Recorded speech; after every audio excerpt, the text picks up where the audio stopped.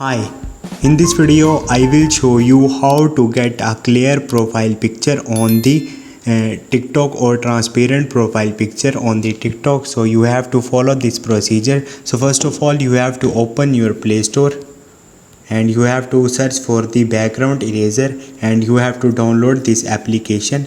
Once you will do it, now go back and open your background eraser application and upload the one photo you want to use as a transparent picture. After that you have to remove the background of this picture. You have to completely remove the background,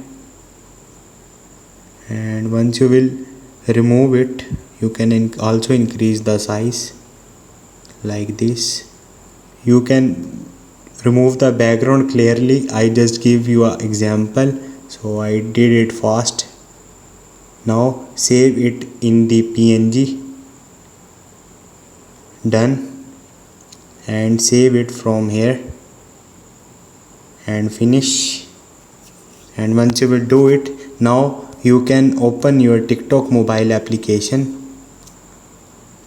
and go to your profile, and from here you have to upload the picture by tapping on it. So this is the procedure to do this. Hope this video will helpful for you. See you next time. Thank you.